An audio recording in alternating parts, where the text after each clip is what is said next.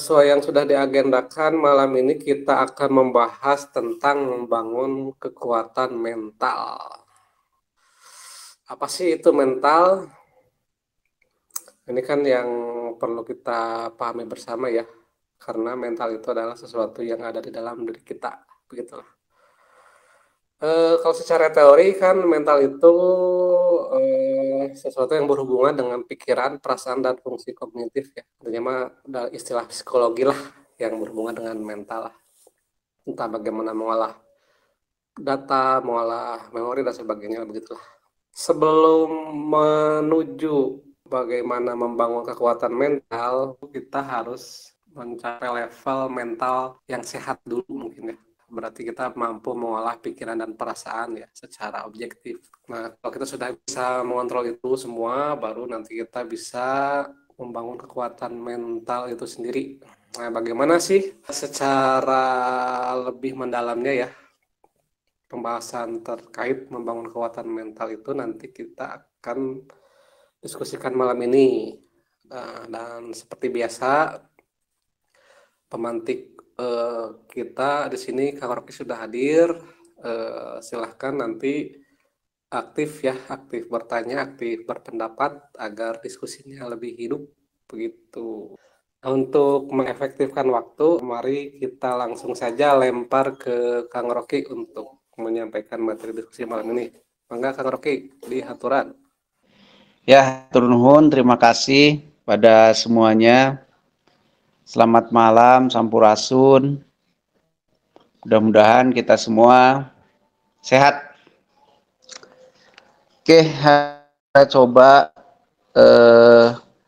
menilik atau menengok sesuatu yang ada di tubuh kita juga, yang ada di diri kita juga, yang sudah sangat sering kita dengar, tapi mungkin kita masih belum paham lah ya. Yang namanya mental. Tentu sudut pandangnya yang akan saya pakai adalah sudut pandang kesadaran, bukan sudut teori apapun. Misalkan tadi Pepi sampaikan teoritis dari sisi mungkin psikologi, atau mungkin nanti ada ilmu sosial, ada ilmu apa lagi. Pendekatannya di sini pendekatan kesadaran. Bisa jadi sama, bisa jadi ada sedikit bedanya gitu. Di dalam diri kita atau pada umumnya di masyarakat atau di di masyarakat dan di obrolan itu sering kita dengar dengan pikiran, perasaan, kejiwaan, terus kebatinan, terus mental. Nah, gitu ya, banyak. Seolah-olah itu semua merujuk kepada satu hal. Padahal kalau kita sadari benar-benar itu semua membicarakan hal-hal yang berbeda-beda. Gitu. Pikiran kita sudah tahu bahwa pikiran adalah buah dari proses berpikir yang menggunakan logika. Itu pikiran. Adalah kirim dari luar yang kemudian kita sandingkan dengan ego dan doktrin-doktrin. Itu perasaan. Terus kemudian jiwa menurut versi saya. Kenapa saya sebut menurut versi saya? Karena mungkin saja ada yang berbeda pemahamannya gitu ya. Jiwa menurut versi saya representasi dari pikiran gitu. Terus ada lagi yang ngomong batin. Batin menurut versi saya adalah gabungan antara pikiran dan perasaan. Itu menciptakan dimensi kebatinan, batinan. Gabungan antara pikiran dan perasaan. Terus ada lagi yang ngomong spiritual. Spiritual itu bukan hanya masalah perasaan, pikiran, tapi dia juga meliputi kesadaran, dia juga meliputi aspek material. Jadi spiritualitas itu sebenarnya gabungan dari yang menciptakan sebuah dimensi yang namanya dimensi spirit, dimensi spiritual, keenergian lah gitu ya. Terus sekarang kita bahas mental. Orang sering bilang, wah si eta mah atau si itu mah mentalnya kuat, si ini mah mentalnya tempe, si ini mah mentalnya cemen atau cetek mental gitu kan. Cemen kan cetek mental meureun. Si itu bermental baja. Nah, sebenarnya apa sih mental? Sederhana mungkin bisa disebut mental adalah di mana mental adalah posisi kelenturan atau kemampuan beradaptasinya pikiran dan perasaan. Itulah mental. Kondisi di mana kebatinan bukan ukuran ya, kadar, bisa disebut kadar. Kadar kebatinan seseorang dalam beradaptasi terhadap kenyataan atau realitas, itulah mental. Sekali lagi, menurut saya, nanti kalau yang berbeda silakan diungkapkan ya. Menurut saya, mental adalah kadar di mana kebatinan seseorang atau pikiran dan perasaan seseorang itu mampu beradaptasi dengan realitas. Gitu. Misal, kita orang, misalkan ya, kita dimarahin orang. Secara pikiran, kita bisa terima apa tidak? Bisa basi nggak dengan situasi tidak nyamannya?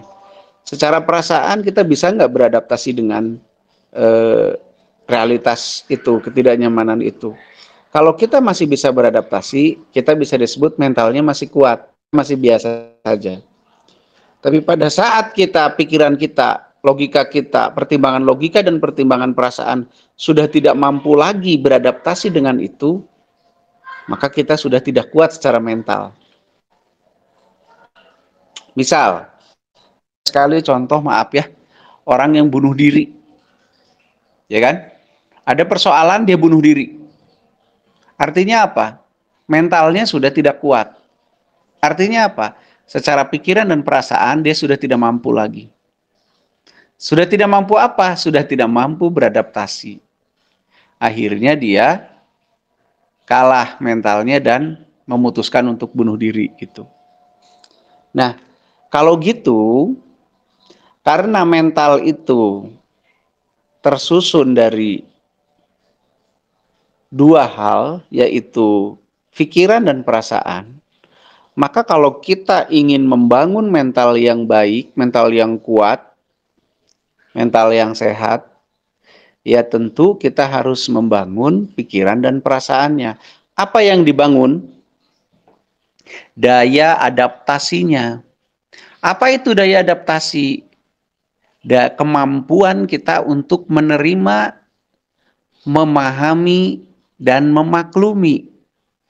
Jadi daya adaptasi pikiran atau perasaan minimal tersusun dari 3 unsur ini. Bisa menerima, bisa memahami, bisa memahami, bisa memaklumi, lalu bisa menerima. Maaf, kebalik ya. Gitu.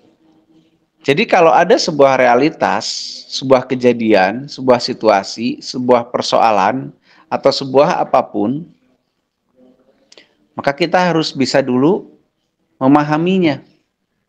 Nah, proses pemahaman ini tersusun oleh begitu banyak faktor.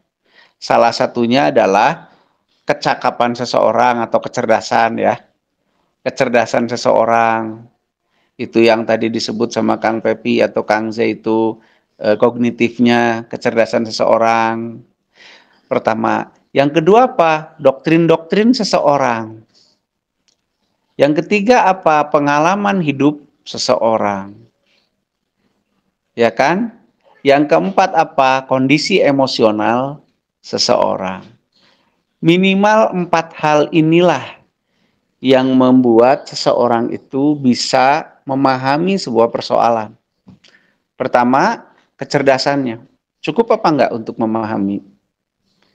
Yang kedua, apa? Doktrin-doktrinnya memungkinkan enggak untuk memahami? Misal, di doktrin agama tertentu atau budaya tertentu, kalau menerima persoalan tertentu, memungkinkan enggak untuk memahaminya? Kalau memungkinkan mungkin bisa, tapi kalau tidak memungkinkan biasanya sulit. Doktrin. Selanjutnya pengalaman hidup seseorang. Pengalaman hidup seseorang ini sangat menunjang kepada seseorang itu bisa memahami sebuah persoalan atau tidak. Ya, itu. Terus kondisi seseorang, entah itu kondisi kejiwaannya, kondisi apanya, sedang bagaimana. Nah, kalau begitu, kalau kita betul-betul ingin membimbing atau mental kuat, hal itu aspek dari baru aspek pertama yang namanya bisa memahami sebuah. Kita harus menambah kecerdasan. Kita harus memperhatikan kecerdasan kita. Makin banyak usia, maksudnya makin tua gitu ya. Makin tua, tentu banyak kesalahan yang ditemui. Kalau gitu logikanya kita harus makin cerdas. Biar cerdas, harus makin banyak berlatih sebagai persoalan. Informasinya harus bilannya dan kalau nggak begitu kita akan ketinggalan dengan laju persoalan. Kalau kita ketinggalan dengan laju persoalan, otomatis kita akan kurang cerdas dalam menyelesaikan setiap persoalan. Otomatis kemampuan kita untuk bisa memahami sebuah persoalan akan berkurang. Otomatis daya adaptasi kita terhadap persoalan nanti akan kurang. Otomatis mental kita tidak akan bagus. Tuh sih memahami. Ya. Terus ini bisa apa? Setelah kita memahami apa yang terjadi, baik itu secara teknis maupun secara apapun, kita bisa memaklumi. Memaklumi itu apa? Memaklumi itu adalah memahami apa urut-urut itu bisa terjadi dan dihubungkan dengan ego kita nanti ujungnya. Gitu kan? Oh, maklum. Nah, nanti di sini hubungannya dengan ancaman. Setelah kita memahami runutannya, ada ancaman nggak di situ yang kita temukan kepada diri kita? Kalau nggak ada, kita bisa maklum. Tapi kalau ada bagaimana? Kita tetap bisa buat maklum dengan cara antisipasinya. Nah, setelah memahami, kita bisa memaklumi, lalu kita bisa menerimanya. Maklum sih, paham sih, ini terjadi jadi gini, karena begini, begitu. Lihat ancamannya, sisi ancamannya dari sini, saya harus begini. Nah, kalau ada ancaman dari situ, saya harus begini dan begitu, dan seterusnya. Setelah itu kita, kalau sudah itu proses itu terjadi, biasanya kita bisa menerima. Secara emosional kita bisa menerima. Secara logika kan sudah tuh, dari proses pemahaman dan menentukan proses logika. Terus karena proses logika tercukupi, biasanya karena ego tidak terpicu, gitu ya, bisa menerima. Kalau sudah bisa melewati 3 hal ini, memahami, memaklumi, dan menerima, biasanya pada umumnya atau hampir semua, kita bisa beradaptasi. Kan begitu. Nah, kalau kita beradaptasi, kan nggak ada masalah, nggak ada tekanan. Karena adaptasi, nggak melahirkan tekanan yang berlebihan. Karena nggak ada tekanan yang berlebihan, akhirnya kita tetap nyaman di posisi itu. Karena nyaman aja, ya kita biasa-biasa aja. Gitu kan? Ya itulah yang disebut mental kita kuat. Walaupun persoalannya berat, tapi kalau kita biasa-biasa aja di dalam persoalan itu, di dalam menjalani persoalan itu, kita kuat mentalnya. Gitu kan? Ada orang-orang yang nggak kuat mental itu yang pertama nggak bisa memahami apa yang terjadi.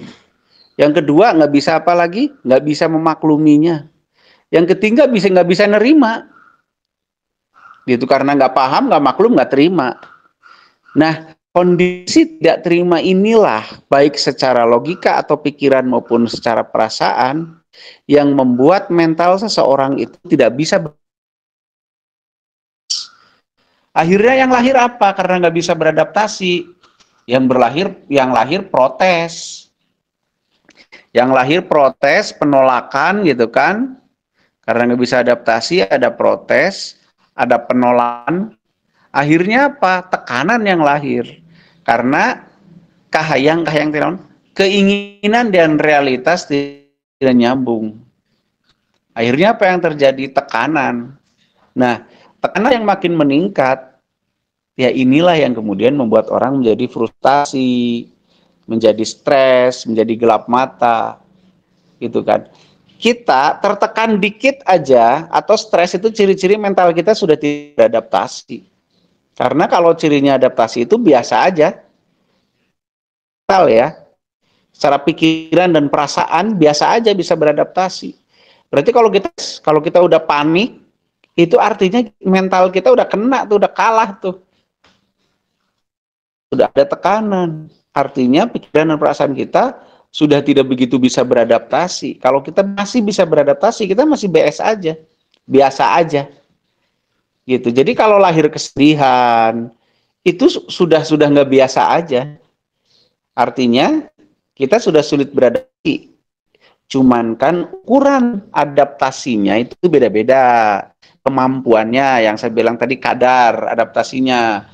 Ada yang bisa beradaptasi 70%, ya masih sedih sih, misalkan seseorang atau keluarga yang ditinggal meninggal oleh keluarganya. Ada yang bisa beradaptasinya 70%, ya ada rasa sedih tapi enggak gimana tuh ya. Ada juga yang misalkan 50%, ya 50-50 antara sedih dan biasa ajanya gitu ya. Tapi ada juga yang beradaptasinya mampunya 20%. Wah, itu mah sedih pisan gitu ya.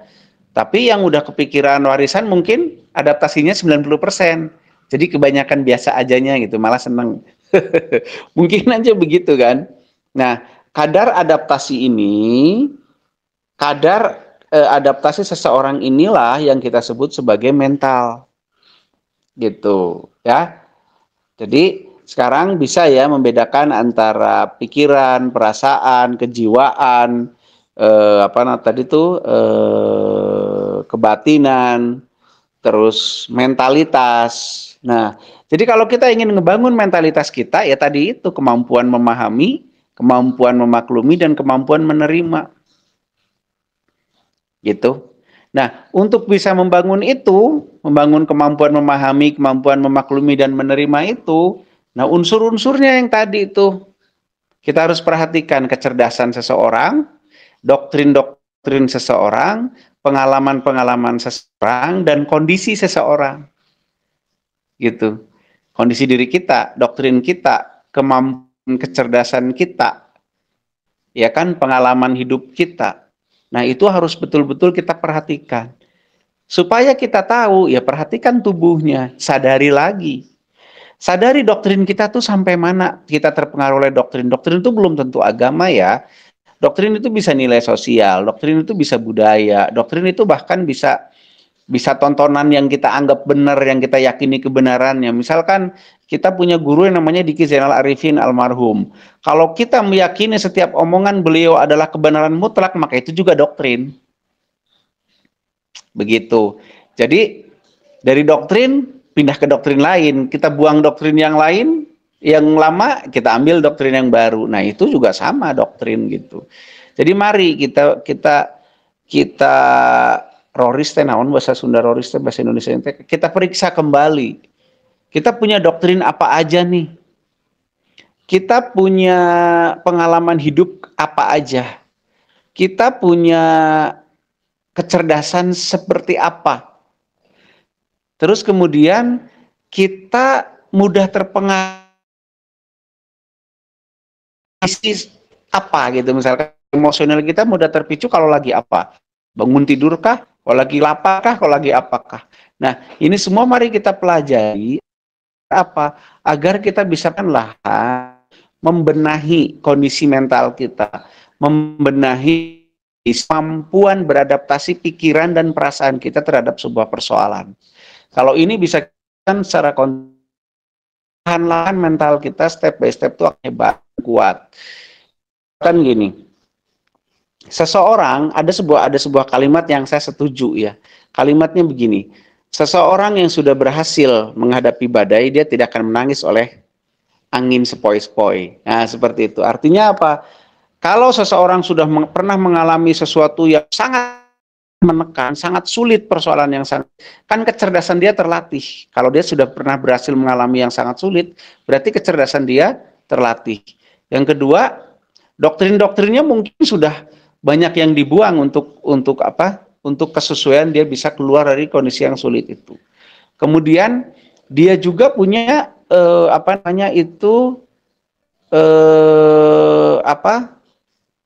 bisa mengkondisikan situasi dirinya untuk bisa lolos dari situasi yang rumit itu. Nah, kalau dia sudah hal-hal itu sudah oke, maka dia kalau menemukan hal lain yang lebih ringan, pengalaman, kecerdasan, kondisi doktrin, kondisi dia bisa menyelesaikan kondisi dirinya sendiri, itu sangat mampu menyelesaikan hal lain yang lebih mudah. Akhirnya daya adaptasi orang yang pernah sukses mengalami hal-hal yang sulit, daya adaptasinya ini akan tinggi. Nah, itu yang sering disebut mentalitasnya tinggi. Kalau gitu ngelatih mental itu bagaimana? Apakah dimarah-marahin? Apakah dibentak-bentak? Apa dipukul-pukul? Bukan. Itulah kehilafan lah, jangan ngomong kesalahan ya mungkin ya. Ketidaktepatan kita dalam memahami mental tuh begitu. Kan seolah-olah biar mentalnya kuat diberi tekanan. Benar.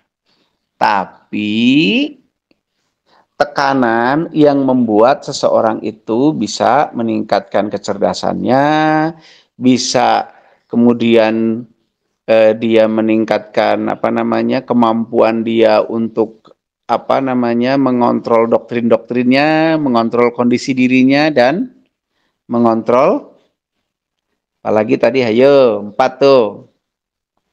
Yang akhirnya kemudian orang ini bisa meningkatkan kemampuan dia untuk memahami, memaklumi, dan menerima. Jadi beda ya antara kita marah-marah nih sama anak, sama marahin anak menjadi penumpang emosi, alasannya biar mentalnya kuat. Enggak, dia nggak akan mental kuat, dia akan jadi pembenci. Kalau betul-betul kita ingin membuat mental anak kuat, selain beri pesan, kita bimbing supaya kecerdasannya nambah, pengalamannya nambah, kemampuan mengkondisikan dirinya nambah, terus kemudian mengkondisikan doktrin-doktrinnya, kemampuannya juga nambah. Nah, proses pembimbingan itu seperti itu. Jadi bukan cuma dimarahi, ditekan, dimasukin ke dalam lubang buaya, setelah itu itu bahaya. Bahayanya kenapa? Karena kita tidak bisa memastikan proses yang terjadi di anak itu, apakah dia mengalami peningkatan kecerdasan atau tidak, peningkatan dari sisi pengalaman itu diambil pengalaman yang apanya, yang buruk atau yang baiknya kita nggak tahu. Nah, jadi tolong ya, jangan lagi memakai atau dengan alasan kita meningkatkan mental seseorang itu, tapi dikasih tekanan, tapi gitu, tapi lepas begitu aja. Gitu. Tapi dulu juga saya digebugin kok sama orang tua saya, bisa-bisa aja. Ya karena zaman dulu mendukung semuanya. Situasi lingkungan, kebiasaan mendukung. Anak sekarang digituin, mentalnya bukan kuat malah hancur. Karena apa? Ya memang seperti ini zamannya gitu. Jadi kalau kita mau membangun mental baik diri kita maupun orang lain, selain kita diberi persoalan atau kita ngasih persoalan, kita juga bimbing supaya dia mengalami peningkatan kecerdasan. Dia bisa memahami doktrin-doktrin yang berkaitan dengan itu, diperlukan yang mana doktrinnya, kalau nggak perlu dibuang, kalau perlu diambil, nah gitulah. Terus kemudian apa? Kita bimbing dia untuk bisa mengambil saripati dari pengalaman, dari apa yang dia alami. Terus kemudian kita bimbing seseorang itu bisa memposisikan diri di berbagai kondisi. Nah, dengan begitu maka daya lentur seseorang, daya adaptasi seseorang itu bisa meningkat dengan kemampuan memahami, memaklumi dan menerima. Nah, gitu. Jadi kalau mau membangun mental anak kita harus itu minimal ya, minimal itu. Mungkin nanti ada tambahan dari yang lain, silahkan Kang Jay, segitu aja.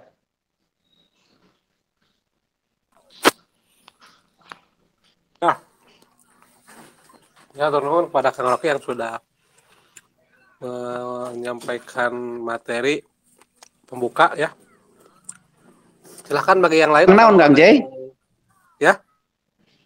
Tuang naon? Lagi makan Kang.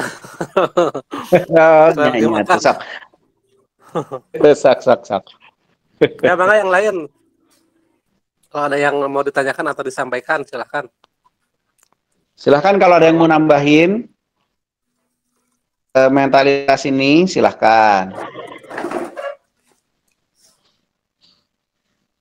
Jadi mental itu menurut sampai jam 8:30 ya hari ini. Kebetulan saya ada sedikit perlu gitu. Jadi mentalitas itu sekali lagi ya, kalau menurut versi saya adalah kadar kemampuan adaptasi pikiran dan perasaan seseorang. Untuk bisa meningkatkan, latihan untuk meningkatkan itu diperlukan kemampuan memahami, memaklumi dan menerima. Untuk bisa meningkatkan kemampuan memahami, memaklumi dan menerima, kita perlu meningkatkan kecerdasannya, kita perlu memahami doktrin-doktrin yang kita punya, pertahankan apa tidak. Kita juga perlu manfaatkan seseorang tergantung dari keterampilan seseorang diri.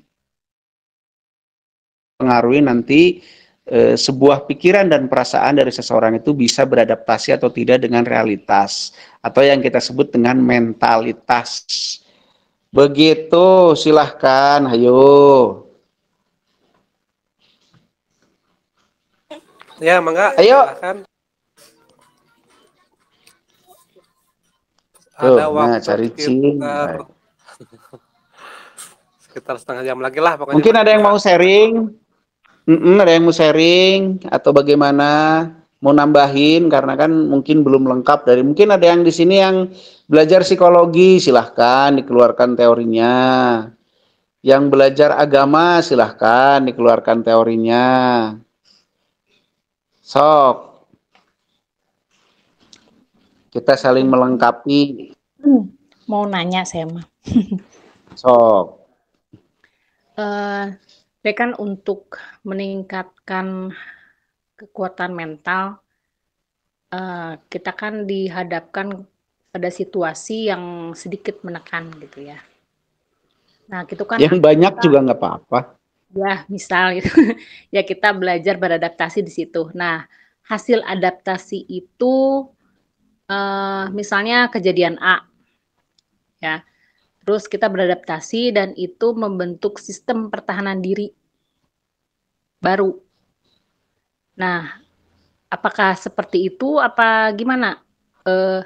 Bila ada kejadian lagi, misalnya kejadian B, itu mungkin kita akan lebih mudah karena sudah punya ancang-ancang, ada pembelajaran dari kejadian A. Nah, apakah Halo? Halo, ya Kang. Apakah apa? Apakah gimana ya? Apakah kejadian yang A itu membentuk sistem defense mechanism pada orang tersebut gitu? Bila Oke, ya, siap. Nama itulah. Ya, siap. Ya, siap. Ya, sangat berbahaya pada saat kita bicara dengan defense mechanism. Karena defense mechanism itu dikontrol oleh ego.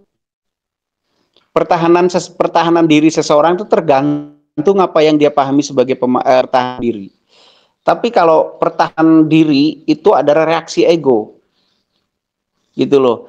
Jadi itu justru yang berbahaya. Kenapa berbahaya? Karena kalau judulnya mempertahankan diri, itu caranya bisa macam-macam sekali kan. Tapi ujung-ujungnya konfrontasi gitu. Ujung-ujungnya konfrontasi. Nah, jadi justru menurut saya kalau kita mengalami sebuah soalan yang sulit gitu ya, yang harus pertama kita sadari kalau kita masih mengalami kesulitan dalam menghadapi sebuah persoalan, berarti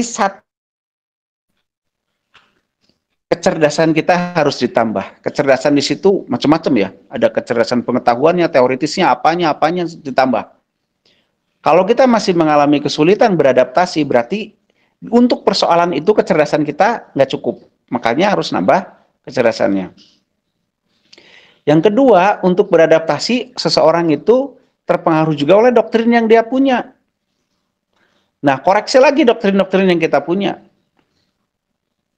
Gitu ya. Koreksi lagi tuh. Yang kedua, tergantung juga dari pengalaman-pengalaman yang dipunya seseorang. Makanya kita korek pengalaman sendiri. Kalau nggak cukup, kita minta sharing pengalaman orang lain untuk memecahkan sebuah persoalan kita.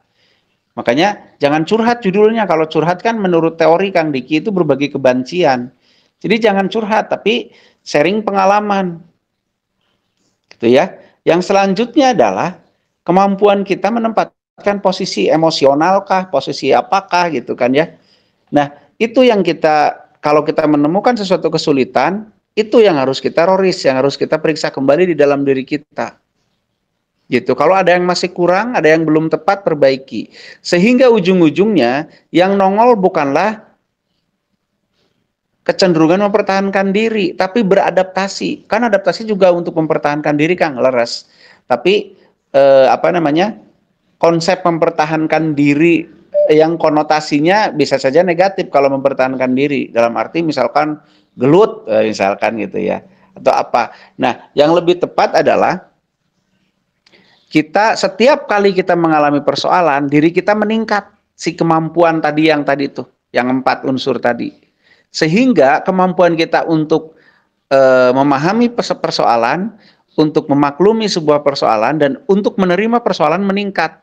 Nah, kemampuan yang meningkat inilah yang akan menolong kita untuk beradaptasi, atau yang disebut dengan peningkatan kemampuan mental, yaitu kemampuan beradaptasi.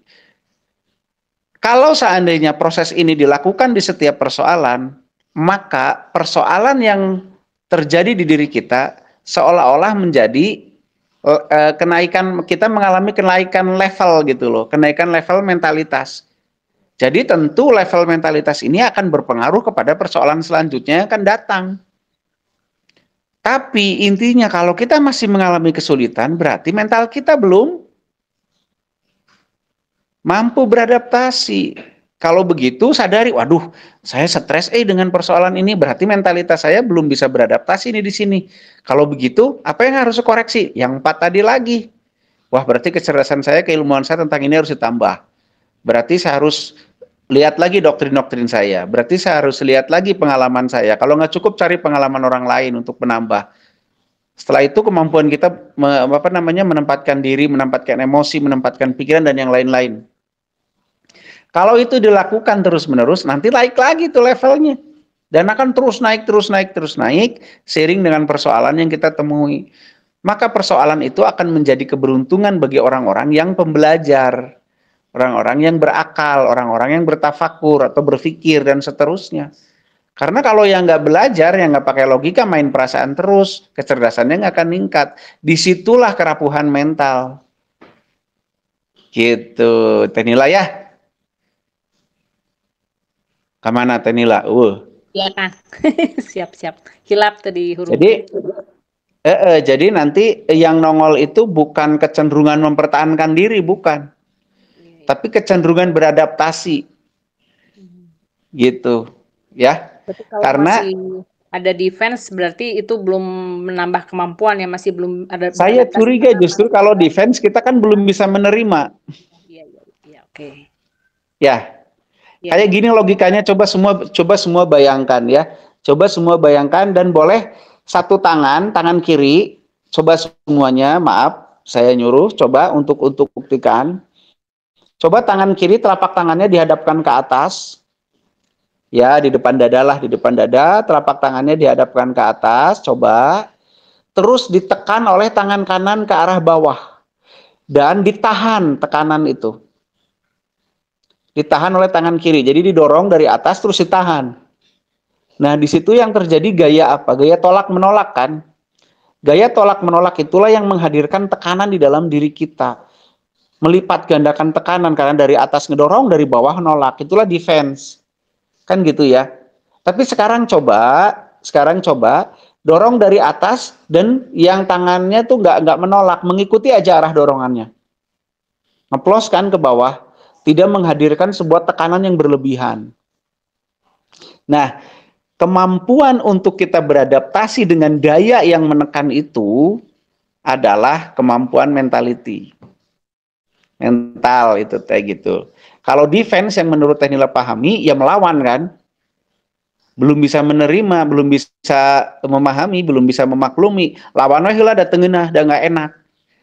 Kan begitu ya? Ya, Kang. Tungtungnya jebleh kan gitunya. Setelah jebleh merasa paling menderita. Betul. Gantung diri we ujung-ujungnya. Gitu. Ya Kang Lindi, mangga gimana? Lagi di sekolah, Kang. Di sekolah? Mana getol? Biasa, Kang. Kumaha Kang Lindi? Print rapot. Ini Kang menyikapi yang ini Kang yang masalah terkait dengan mental ya. Dia sepengalaman saya gitu ketika banyak bertemu dengan siswa gitu di sini, terus pengalaman pribadi juga gitu ya, ketika mereka defense gitu ya, rata-rata jadinya mereka ada semacam apa ya gitu ya Kang ya, semacam ada penguatan dalam dirinya tapi tetap membawa lukanya gitu Kang. Iya betul. Tapi di sisi lain ketika dia menerima hal yang sama terulang lagi, jadi akhirnya kayak semacam membuka lagi memorinya gitu Kang. Kayaknya begitu mungkin ya Kang ya. Betul. Iya betul. Itulah makanya defense itu menurut saya tidak tepat dan itu bukan mental, itu emosional. Gitu. Ya kan ya? Betul Kang. Itu emosional, makanya terluka. Karena luka kan perasaannya luka. Gitu kan? Nah, itu bukan cara meningkatkan kemampuan mentalitas seseorang. Karena kemampuan mentalitas seseorang tergantung dari tadi kecerdasannya, doktrinnya, pengalamannya, dan kemampuan dia menentukan posisi. Kalau yang seperti defense itu dia denial kan sebenarnya kan, penolak terhadap sesuatu kan. Cuman karena tidak mampu akhirnya dia mungkin diam.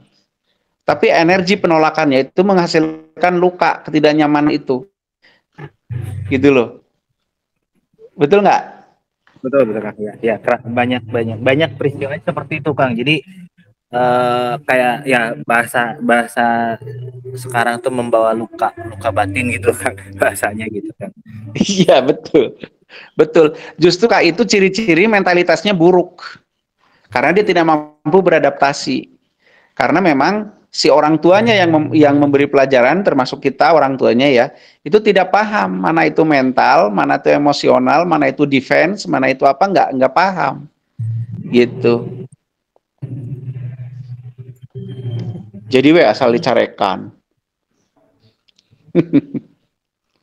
Tapi ini Kang berkaitan dengan ya misalkan ketika ada problem gitu ya kan ketika kita dalam posisi defense gitu ya, kan ego kita berarti berada dalam posisi bertahan mungkin ya Kang ya, tidak mau menerima yang terjadi dengan yang terjadi dengan diri sendiri gitu Kang ya. Tapi di sisi lain dengan adanya doktrin itu jadi membuat kita malah jadi bertahan lebih kuat Kang, jadi bertahan lebih kuat. Dan ketika kita mencoba untuk diskusi ya mungkin ya memang benar sih kan, ketika kita curhat sama orang justru malah bukannya sharing tapi memperkuat posisi bertahan kita, Kang, gitu. Ya kan curhat kan mintanya didukung. Kalau didukung nggak asik. Ya, Kan gitu ya. ya banyaknya gitu, Kang. Jadi, oh kamu benar gitu. Dan akhirnya Iya. egonya muncul, akhirnya terus bertahan karena dia nggak mau apa ya, Kang ya, yang banyak kejadian itu dia nggak mau apa ya, gimana ya, merasa jadi orang dikalahkan gitu, karena saya merasa bahwa apa yang sudah saya lakukan benar, meskipun dia juga benar gitu, meskipun yang bermasalah dengannya juga benar gitu ya. Jadi bertahan dengan kebenaran masing-masing gitu, Kang, akhirnya. Iya, ya begitulah yang terjadi ya. Nah, kira-kira bagusnya ketika dalam kondisi seperti itu gimana? Kadang-kadang kan kalau kita biarkan, orang itu cenderung jadi merasa kayak dianggapnya nggak ada usaha gitu loh, Kang. Kayak dianggapnya cuman diem aja, nggak ada usaha gitu.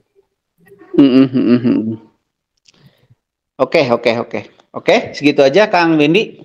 Ya, segitu, Kang. Wendy. Ya itulah ya. Sekali lagi, kalau kita mengalami sebuah persoalan atau sebuah realitas di dalam kehidupan kita, kalau di dalam logika kita, di dalam rasa kita itu mengandung sebuah ancaman, entah itu mengancam apa, bisa mengancam fisiknya, bisa mengancam harga dirinya, mungkin menurut dia, kan itu doktrin ya, berkait doktrin tuh. Wah ini mah mengancam harga diri menurut doktrin gue, menurut kebenaran gue gitu kan. Atau mengancam apanya gitu. Akhirnya yang keluar adalah kecenderungan ego untuk mempertahankan hidup, yang namanya defense itu tadi. Nah itu bukanlah alur untuk kita meningkatkan mentalitas. Kalau dihubungkan dengan mentalitas, bukan, itu bukan alurnya. Nah kalau menemui dua orang yang begitu bagaimana? Ya kalau kita memang ingin menolong, ingin membuat kejadian atau persoalan ini menaikkan level mentalitasnya, ya kita ingatkan keempat unsur tadi. Pertama, unsur mau memahami situasi. Yang kedua, unsur mau memaklumi situasi. Yang ketiga, unsur mau menerima situasi. Tapi ketiga unsur itu ini bisa terjadi apabila satu, kecerdasan seseorang itu cukup. Yang kedua, tergantung juga doktrin-doktrin seseorang itu. Yang ketiga, tergantung juga pengalaman hidupnya. Yang keempat, tergantung keahlian dia, keterampilan dia dalam menempatkan posisinya. Nah, kalau kita menemui orang yang mengalami begitu, ya kita ajarkan dia untuk hal-hal seperti ini. Coba kita sharing tentang kecerdasannya, cukup apa enggak. Kalau enggak cukup, kita kasih kecerdasannya, kita bimbing. Yang kedua, kita ingatkan tentang doktrin-doktrinnya. Ada doktrin yang mungkin memperburuk situasi, ya udahlah jangan diikuti doktrin itu mah, gitu kan, misalkan gitu. Kalau ada doktrin misalkan laki-laki nggak bisa digituin sama perempuan, itu namanya dihina, misalkan gitu ya. Ada doktrin begitu, ya kita ngomong, itu doktrin itu bikin ruwet, udah tinggalin aja doktrin itu, misalkan gitu.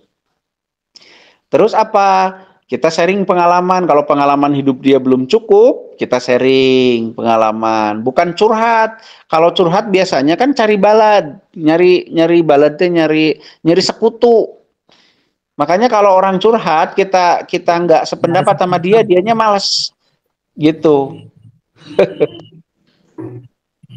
Nah, jadi itu aja yang harus kita lakukan, mah, biar sebuah pengalaman, sebuah kejadian ini bisa meningkatkan level kemampuan mentalitasnya. Gitu, mungkin ya. Kalau mau ditambahin, mangga yang lain.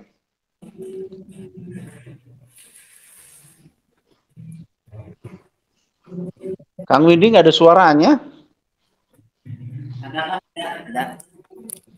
Ada. Nah, sok ada. Berarti memang harus dinaikkan semua levelnya mungkin ya, Kang ya. Dari Sumuhun atuh. Pengetahuan, kesadaran, masuk pengetahuan dan kesadarannya juga gitu ya. Dan doktrin-doktrinnya Iya, juga. betul. Iya, betul, betul. Jadi nanti kalau ada teman curhat, jangan kita sibuk dengerin dia ngomongin masalahnya, emosinya dan seterusnya. Ya perlulah beri dia ruang untuk meluapkan emosinya. Setelah itu kita bimbing untuk hal-hal itu ya. Siap, siap, Kang. Daripada cuman malah ikutan rame ngegosip. Gitu. Tapi biasanya orang yang curhat nggak seneng dah diajak kayak gitu. Saya sini pasien-pasien saya lagi curhat gitu ya, saya arahkan malah nggak asik dianya. Menolak mereka, Kang. Menolak biasanya. Nolak karena maunya cuma dibenarkan kan itu. Maunya cuma cari pembenaran. Tapi ya kita harus mendidik seseorang supaya mentalitasnya naik ya dengan cara itu. Gitu. Begitu.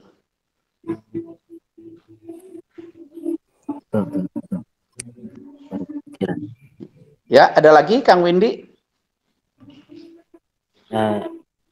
Silakan, sedang menyusun pertanyaannya. Oh, disusun. Tong panjang-panjang ting, makanya disusun juga skripsi waya tuh.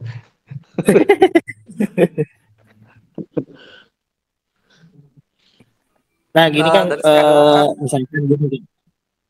Siap-siap. Oh, ini mangga. Ya, ini yang berkaitan juga dengan tadi ya Kang ya, dengan adanya biasanya kan ketika orang mendapatkan masalah mental itu biasanya pertama berkaitan dengan tekanan fisik, tekanan psikis dan lain-lain gitu ya. Terus kadang-kadang bermasalah juga dengan ya misalkan entah dengan saudara, pacar, istri, suami dan sebagainya, pokoknya mah orang-orang terdekatnya gitu ya Kang ya. Dan kadang-kadang ketika mereka misalkan tabayun nih Kang ya, di antara dua belah pihak ini ya, dua belah pihak ini tabayun. Kadang-kadang yang satu, ada beberapa kejadian seperti ini Kang, yang satu berusaha menjaga situasi dan kondisi biar tetap tenang, diskusi lancar dan sebagainya, tabayun lancar, tapi di sisi yang lain itu selalu menyerang gitu. Maksudnya menyerang itu dalam artian berusaha mempresur si orang yang dalam kondisi menjaga suasana itu Kang. Dan kadang-kadang akhirnya ketika yang menjaga suasana itu mungkin terpancing, akhirnya juga malah ikutan gelut banyak. Ya pokoknya gitu Kang. Nah kira-kira itu seperti apa Kang berkaitan dengan yang mental itu mungkin Kang? Iya, oke. Ya justru kalau kondisinya begitu, memang perlu mediator ya. Mediator ini kan fungsinya untuk menjaga ranah tabayun itu betul-betul menjadi tabayun. Karena gini, kalau orang yang menyerang terus kan dia niatnya bukan tabayun. Ya kan? Kalau niat tabayun kan saling mendengar justru. Menurut Anda bagaimana? Menurut saya bagaimana? Kan begitu tabayun itu. Kemudian mensinkronkan kan gitu kan. Jadi kalau ada posisi begitu harus ada penengah. Penengah itu bukan menengahi. Bukan menengahi ya, tapi memberikan masukan-masukan, membimbing sehingga obrolan itu betul-betul menjadi tabayun, menjadi diskusi, menjadi tukar informasi dan seterusnya, sehingga kemampuan yang 4 tadi meningkat, kecerdasannya meningkat, doktrin-doktrinnya mungkin ada yang harus diseleksi dan seterusnya, sehingga kemampuan memahaminya meningkat. Dari hasil dari tabayun kan mestinya kan pemahaman saling meningkat ya terhadap situasi. Yang kedua, pemaklumannya meningkat. Yang ketiga, penerimaannya meningkat. Kalau setiap orang yang bertikai di situ berhasil meningkatkan pemahamannya terhadap persoalannya, berhasil meningkatkan kemaklumannya, dan berhasil meningkatkan penerimaannya, mental mereka sudah berhasil naik. Akhirnya mereka jadi biasa aja terhadap persoalan itu. Gitu. Jadi damai gitu kan gitu, kuduna. Tapi lamun diculkeun masing-masing membawa misi untuk menang, ya bukan tabayun namanya. Gitu kalau gitu mah. Gitu. Nggak kedengeran Kang Windy? Kedengeran Kang, kedengeran. Nah, sok kedengeran. Jadi kalau kayak gitu diperlukan memang moderator yang bukan moderator apa ya? Ya sebut saja penengah lah, penengah yang bijak gitu. Penengah yang bijak itu penengah yang bisa meningkatkan level mentalitas dua orang ini sehingga menjadi biasa-biasa aja nantinya gitu. Kalau masih ada yang marah atau ada yang tidak terima, itu kan berarti mentalnya belum biasa aja, belum kuat karena masih under pressure gitu dalam tekanan persoalan tersebut. Terpaku Gitu. dengan pikirannya masing-masing mungkin ya Kang ya, yang menurut dia benar mungkin Kang ya. Iya, kan dengan begitu dia tidak punya kemampuan memahami, tidak punya kemampuan memaklumi, tidak punya kemampuan menerima. Kan gitu ya. Justru itu yang perlu dibantu supaya dia bisa jadi memahami, bisa jadi memaklumi dan bisa jadi menerima. Gitu, Kang. Oke. Mana saya settingnya nggak saya gelut kadinya lah gitu. Ayo gelut. Nggak sah bedog kagok ngomong-ngomong wae mah gitu ya saya setting lah. Orang dari wasit gitu. Berkait mentalitas begitu ya teorinya. Ya. Gitu. Jadi jangan kalau kita jadi penengah atau jadi tukang konsultan, jangan terlalu fokus dengan persoalannya. Persoalannya biar dia yang nyelesain sendiri. Karena dia yang mengalami gitu kan. Kita itu fokus membangun tiga hal itu, kemampuan memahami, kemampuan memaklumi, kemampuan menerima. Untuk mengetahui itu cek bagaimana kecerdasannya, cek doktrin-doktrinnya, cek pengalaman hidupnya, cek keahlian dia untuk menempatkan posisi. Eta hungkul sebenarnya mah. Gitu. Kang.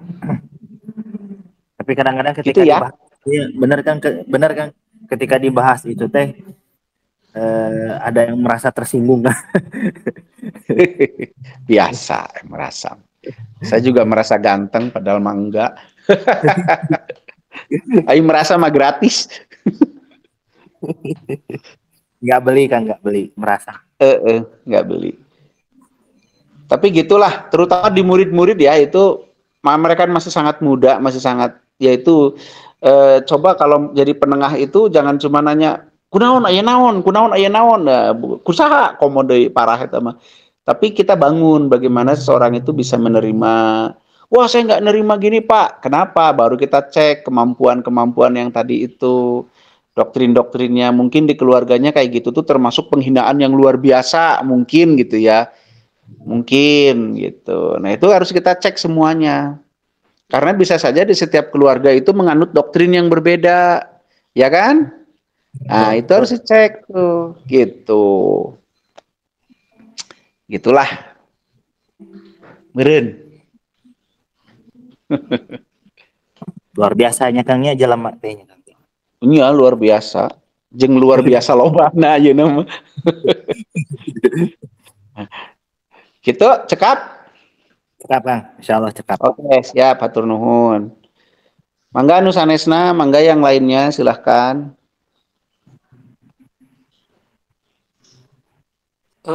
Paling Kang dari saya Kang sedikit Kang. Sok mangga. Perihal penakut atau pemalu itu terkait mental ya? Iya. Oh, tapi saya bahas dulu penakut dan pemalu ya, Pep ya. Kita bahas dulu ya. Ya, siap. Oke. Pemalu dan penakut, apakah bagian dari mentalitas? Tentu bagian dari mentalitas. Karena orang mengalami takut itu kan pasti karena dia tidak mampu beradaptasi terhadap ancaman atau terhadap bayangan ancaman yang dipunyai. Misalkan Kang Pepi takut sama ulet. Kalau masih ada rasa takut terhadap ulet, berarti Kang Pepi belum mampu menghadapi bayangan ancaman yang dipikirkan. Pertama, kalau gitu ningkatin mentalnya dengan rasa takut gimana? Ya tadi kecerdasannya dan yang lain-lainnya gitu kan. Sehingga pemahamannya, pemakluman dan penerimaannya jalan. Terus yang namanya pemalu bagaimana? Sama. Karena wah itu kan bawaan lahir Kang. Tapi kalau sendiri nggak malu dia. Kalau lagi sendirian kan nggak malu. Kalau sama teman-teman dekat, kalau keluarga inti mungkin nggak malu. Sama orang malu. Nah artinya kan ada tekanan di situ. Ada pressure, entah itu pressure-nya apa yang membuat seseorang itu menjadi pemalu. Kan begitu. Walaupun memang ada sifat dasar yang memang dia tidak suka keramaian, introvert misalkan gitu ya. yang kemudian dia seolah-olah menjadi malu di depan umum. Tapi kalau malu itu sendiri lahir pasti karena ada tekanan. Gitu. Nah, pada saat jiwa tidak mampu beradaptasi dengan tekanan itu, ya lahirnya bisa takut, bisa malu, bisa minder, bisa grogi, bisa apa aja lah gitu ya. Karena orang yang kejiwaannya mampu beradaptasi dengan situasi, dia akan biasa aja. Gitu, Pep. Nah, oke.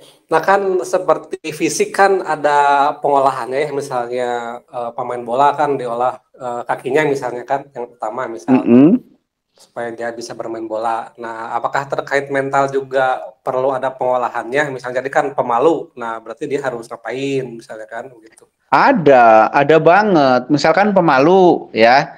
Pemalu, kita tanya dulu dia tuh. Kita harus tahu persoalannya apa. Kan malu itu kan efek dari sesuatu kan ya. Malu itu kan efek. Malu itu kan akibat dari sesuatu. Nah, kita tanya persoalan apa yang membuat dia malu.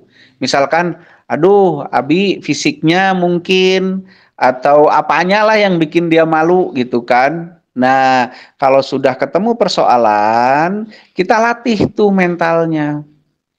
Latihnya bagaimana? Pertama, kita cek semua unsurnya yang tadi tuh, kecerdasan dan yang lain-lain. Setelah itu, kita bimbing orang ini untuk menghadapi persoalan yang dia temui dengan unsur-unsur yang kita ajarkan itu. Jadi nggak cukup dengan diceramahin, kamu tuh harus meningkatin kemampuan, harus ini, nggak cukup. Tapi didampingi, dilatih. Misalkan, kenapa kamu malu? Oh, karena saya badannya buntet, misalkan gitu ya. Ya dikasihlah kecerdasan di situ. Yang apa? Ukuran kemuliaan itu kan bukan dari badan, misalkan gitu, dikasih kecerdasannya.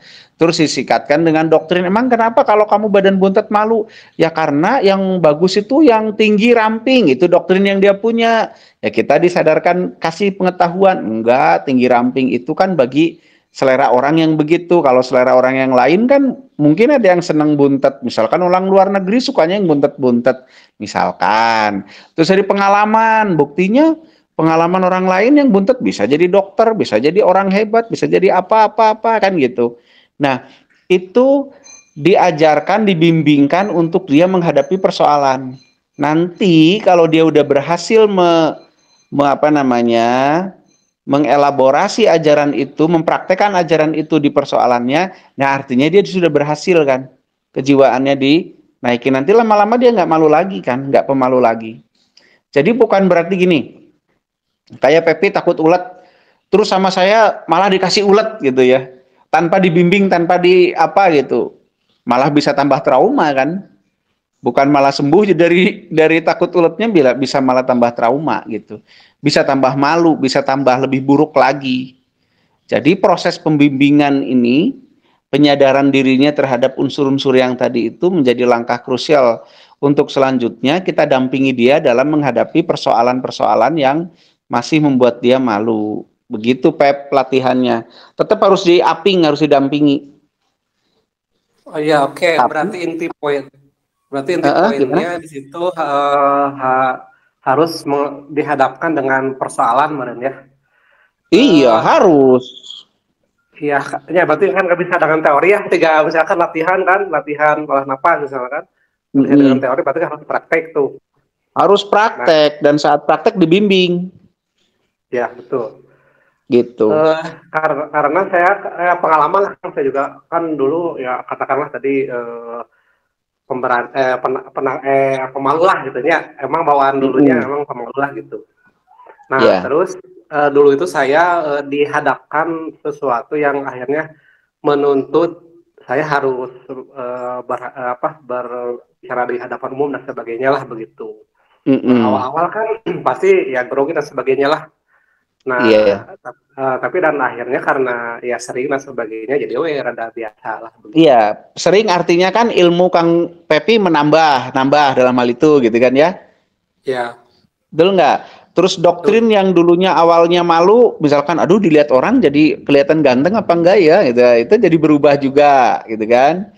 Secara pengalaman nambah. Kemampuan menempatkan diri nambah, akhirnya tidak malu lagi, begitu ya? Iya, betul, betul, betul.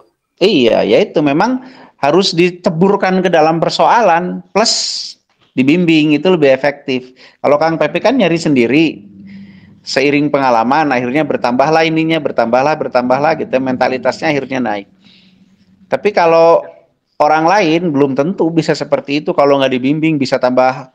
Orang misalkan grogi tampil di depan gitu ya, dipaksa tampil di depan. Ya kan kemungkinannya dua, ada yang kayak Kang Pepi berhasil melewatinya, ada yang tambah buruk lagi, pingsan malah di panggung bisa aja kan. Iya. Gitulah. Tapi Jadi, benar intinya mah ya mungkin bisa diambil pelajarannya mah jangan berharap mental kita bisa kuat kalau kita tidak mau menghadapi persoalan itu, mungkin gitu Kang. Betul, betul. Bagaimana mau pengetahuannya nambah, bagaimana mau kecerdasannya nambah kalau tidak berlatih. Nah, berlatihnya di mana ya? Di persoalan itu sendiri gitu. Ya. Begitu. Siap, siap. Nah, ini kan bentar lagi 8:30 nih.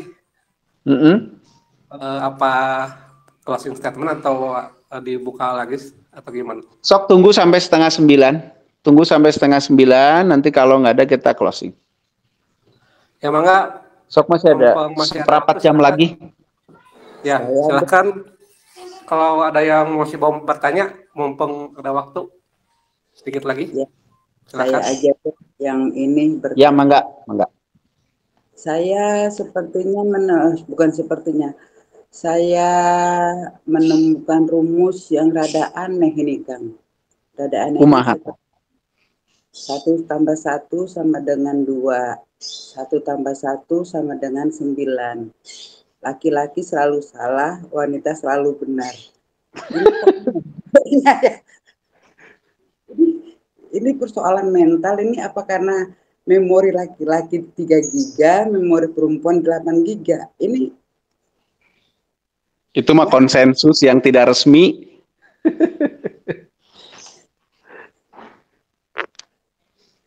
Halo, jadi gimana Teh Puji? Gimana? Ya itu tadi rumus itu. Sementara rumus itu jadi gimana? Kenyataannya setiap saya berhadapan dengan pasien, kadang laki-laki itu mengatakan males debat sama istri gitu kan, males. Yeah. Ini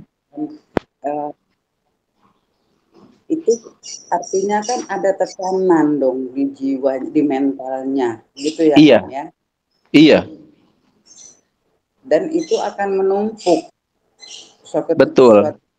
Itu akan membludak gitu kan ya kan ya. Iya betul. Jadi dia defense nantinya. Iya. Iya. Akhirnya berantem kan. Kalau yang saya alamin menghadapi pasien yang seperti itu, saya tidak mau masuk terlalu dalam karena itu gitu gimana? Iya betul. Ngapain masuk ke masalah orang dan masalah saya juga banyak gitu. Gitu loh. Jadi akhirnya maksudnya nggak berlanjut konsultasi. Iya nggak nyaman mereka ya. Nah, yang saya alami sih seperti itu gitu loh Kak. Betul. Makanya balik ke rumus tadi, ini sepertinya ada yang kurang pas ini di rumus ini gitu loh.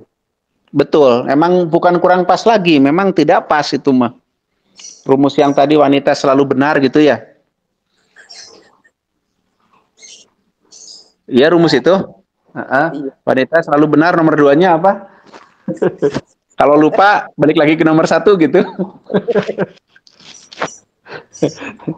Oke, kita coba tanggapi ya Teh Puji ya. Iya. Ya itulah ya. Itu kan menjadi doktrin akhirnya ya. Sesuatu yang diada-adakan kemudian menjadi doktrin. Tapi itu menggambarkan situasi, bukan situasi mental, tapi situasi kejiwaan. Itu menggambarkan sebuah situasi kejiwaan masyarakat kita gitu loh. Dimana memang kalau ada persoalan, yang pertama kali nongol doktrinnya adalah harga diri. Gitu. Itu doktrin itu yang harus kita bukan dibuang ya, tapi dikoreksi lagi.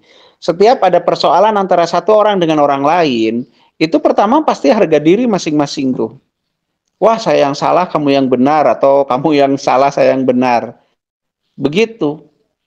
Nah, coba nanti kalau kita dia terutama ke diri sendiri lah ya. Kalau sedang konfrontasi dengan seseorang, kalau sedang bertengkar atau sedang musuhan atau sedang slack lah, clash sama seseorang, coba deh langsung sadari dan jadikan itu latihan untuk mentalitas kita. Caranya, wow, saya masih tertekan dengan situasi ini. Kenapa ya saya masih tertekan dengan situasi ini? Kita cek kecerdasan saya memahami persoalan ini cukup nggak? Ya kan? Yang kedua, doktrin-doktrin saya ada yang memperburuk situasi enggak? Yang ketiga, pengalaman hidup saya yang lalu-lalu ada enggak yang berkorelasi dengan persoalan sekarang? Yang ketiga, saya termasuk orang yang pandai menempatkan diri atau yang sebaliknya. Nah, introspeksi itu nantinya akan melahirkan kemampuan kita untuk yang tadi, memahami, memaklumi, dan menerima. Kalau toh kita secara hukum misalkan ya, secara persoalan kita kalah, anggap aja kita kalah. Tapi kita menang, sudah mampu menjadikan persoalan yang kita hadapi itu tangga untuk meningkatkan kemampuan kita dalam persoalan mentalitas. Nah, di masyarakat yang terjadi bukan itu.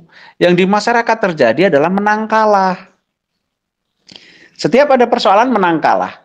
Kalau ada seorang suami tidak nyaman dekat sama istrinya, ya berarti kan ada tekanan di dalam jiwanya. Berarti mentalitasnya lemah karena dia tidak biasa aja. Gitu. Seorang istri juga sama, anak dengan orang tuanya sama, orang tua dengan anaknya sama, individu dengan individu sama, individu dengan masyarakat sama, dan seterusnya gitu. Nah gitu ya.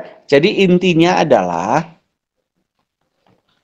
mari setiap persoalan yang ada di dalam hidup kita adalah tangga untuk membuat mentalitas kita makin naik. Nah, kalau orang-orang kayak Teh Puji yang memang menjadi konsultan, memang betul, jangan terhanyut dengan persoalannya. Kita mah bukan teman curhatnya. Kita adalah pemberi solusi. Mari kita bimbing orang-orang itu untuk koreksi kepada dirinya dengan unsur-unsur yang tadi. Ada nggak unsur-unsur itu? Cukup nggak unsur-unsur itu gitu. Dan biasanya si pasien pasti nggak sukain gitu teh, karena yang terjadi dengan saya juga sama gitu, karena pasien inginnya didengar, terus ingin didukung, ingin dimenangin gitu ya.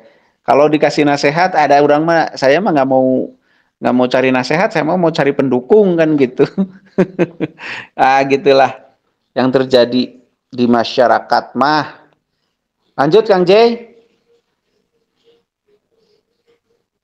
Mangga, ada waktu 5 menit lagi.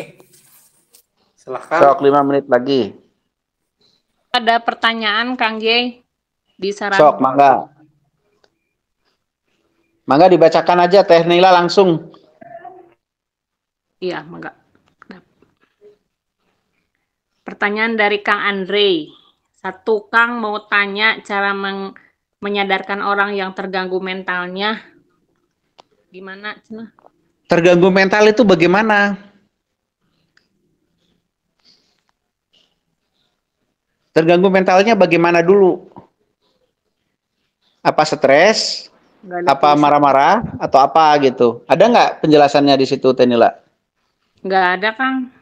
Oke ya, karena saya juga tidak paham arah pertanyaannya, tapi saya ulangi lagi lah.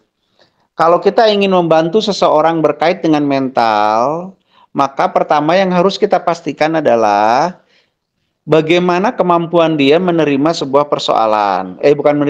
Memahami sebuah persoalan. Kemudian bagaimana kemampuan seseorang itu bisa memaklumi sebuah persoalan. Dan bagaimana akhirnya seseorang itu bisa menerima sebuah persoalan. Untuk mendeteksi 3 hal ini, kita harus mendeteksi unsur-unsurnya. Satu, kecerdasan dia kita cek. Cukup nggak kecerdasan dia berkait persoalan. Yang kedua, kita cek doktrin-doktrin yang dia punya, memperburuk atau memperbaiki gitu kan. Yang ketiga, kita cek juga pengalaman hidupnya. Ini orang sudah pernah ngalami apa aja gitu kan. Yang selanjutnya kita cek kemampuan seseorang itu dalam hal menempatkan posisi. Nah, kalau kita sudah tahu, nah nanti kita tahu mana yang harus ditambah, mana yang harus dikurangi dan seterusnya. Jadi itu yang harus kita lakukan untuk memperbaiki orang yang mengalami gangguan mental. Gitu Teh Nila. Ada lagi? Satu lagi, masih dari Sok, Kang Andre. mangga. Cara mendidik anak agar mentalnya bagus, cenah. Ya, sama seperti itu. Pertama, biarkan, relakan, ikhlaskan anak kita menemui persoalan. Jangan sampai anak kita laminating, ditempatkan di posisi yang nyaman, nggak ada persoalan, jangan sampai. Tapi biarkan anak kita mengalami persoalan. Pertama itu. Yang kedua, bimbing anak kita dalam menghadapi persoalan. Bimbing ya, bukan kita selesaiin persoalannya, bukan. Contoh yang buruk nih yang sering saya lakukan nih. Misalkan anak saya dapat tugas kerajinan dari sekolah. Tapi di dasar sekolah kelas 1 SD harus bikin kerajinan misalkan anyaman. Ya mana bisa. Saya jadi emosi jiwa. Nah, akhirnya orang tuanya kan yang nyelesain ya. Bukan hanya saya, kayaknya semua orang tua kayak gitu ya. Betul, Kang. Bahkan Iya, habis bayarin orang supaya ngerjain tugas anaknya ada. Iya, habis nggak elem-elem itu udah sekolahnya anak kelas 1 SD disuruh bikin kerajinan dari bungkus rokok, bungkus kopi. Ya mana bisa gitu kan ya. Nah gitu. Akhirnya orang tua yang ngerjain. Jangan. Pertama itu biarkan, relakan, ikhlaskan anak kita menemui persoalan. Satu. Yang kedua, bimbing dalam dia menyelesaikannya, bukan dikerjakan, bukan dihandle oleh orang tuanya. Ngebimbingnya apa yang harus dibimbing? Ya tadi, kemampuan dia memahami, memaklumi, dan menerima. Biar dia bisa memahami, memaklumi, dan menerima, kita harus tambah kecerdasannya, kita harus pastikan doktrin-doktrinnya, kita harus pastikan pengalaman hidupnya, kita harus pastikan dia punya kemampuan. Nah, unsur-unsur itu yang harus kita suntikin ke anak, yang harus kita latihin ke anak. Percuma kita ngomong, kamu harus kuat mentalnya, laki-laki harus kuat, ini harus kuat. Dia bingung kuatnya gimana gitu kan. Nah gitu. Jadi itu ya, sayang ke anak itu bukan berarti anak itu dilaminating sehingga nggak punya masalah. Itu malah lemah nanti karena nggak pernah latihan mentalnya. Tapi orang yang banyak masalah juga belum tentu jadi kuat mentalnya. Bisa jadi bunuh diri, bisa jadi gila, bisa jadi macem-macem. Kan begitu. Jadi biar kita memastikan persoalan yang ada itu menguatkan mentalnya, kita bimbing, kita berikan unsur-unsur yang tadi itu. Begitu Teh Nila, ada lagi nggak? Udah, Kang. Udah. Oke, kalau gitu kita cukupkan ya obrolan hari ini. Saya sepertinya sudah harus istirahat lebih awal. Terima kasih kepada semuanya. Mohon maaf kalau hari ini kita bicaranya lebih sebentar. Mudah-mudahan Sabtu nanti kita bisa bicara lebih panjang lebar lagi. Hari ini kita bahas mental, mungkin kesimpulannya juga silahkan bisa disimpulkan sendiri. Yang jelas, masalah mental ini masalah umum. Mental itu artinya bicara tentang kemampuan pikiran dan perasaan seseorang atau kebatinan seseorang dalam beradaptasi terhadap semua persoalan atau setiap persoalan. Untuk bisa beradaptasi, semakin kemampuan beradaptasi seseorang itu baik, maka mentalnya itu baik. Jadi mental yang sehat itu yang seperti apa? Mental yang sehat artinya adalah di mana kebatinan seseorang itu selalu mampu beradaptasi dengan situasi. Itulah mental yang sehat. Mental yang tidak sehat ya sebaliknya, yang tidak mampu beradaptasi dengan situasi. Mental yang kuat yang seperti apa? Mental kuat itu mental yang selalu bisa beradaptasi dengan seberat apapun tekanan. Nah, supaya mental itu bisa, supaya kebatinan seseorang itu beradaptasi, maka ada 3 unsur utama yang harus dipunyai oleh seseorang. Kemampuan memahami, kemampuan memaklumi, dan kemampuan menerima. Nah, kemampuan-kemampuan ini dipengaruhi oleh unsur lain, yaitu kecerdasan seseorang, doktrin-doktrin seseorang, pengalaman hidup seseorang, dan kemampuan seseorang dalam menempatkan posisi dirinya, baik itu emosi dan yang lain-lain. Nah, silahkan teori ini kita praktekkan, karena kalau nggak dipraktekkan juga percuma, nggak akan jadi apa-apa. Mungkin dari saya segitu aja. Sekali lagi saya mohon maaf dan terima kasih atas kebersamaannya. Kang J, saya undur diri dulu ya. Siap, Kang. Atur nuhun, sampurasun. Sampai.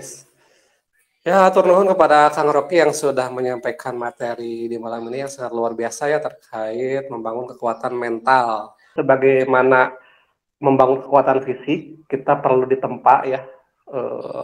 Makanya mental pun ada proses untuk menempatnya begitu. Tidak dengan berteori, tapi harus dengan praktek langsung terjun begitu. Ya, mudah-mudahan inti poin dari materi malam ini bisa ditangkap dan bisa diaplikasikan. Silahkan mengupgrade mentalnya gitu. Mungkin sebelum ke orang lain, ke diri kita sendiri dulu ya begitu. Yang penakut, yang pemalu, yang pemarah dan sebagainya ya begitu. Silahkan diolah dengan metode masing-masing begitu. Ya, karena sudah malam, saya tutup dulu. Sekian, sampurasun, sampurasun. Assalamualaikum warahmatullahi wabarakatuh.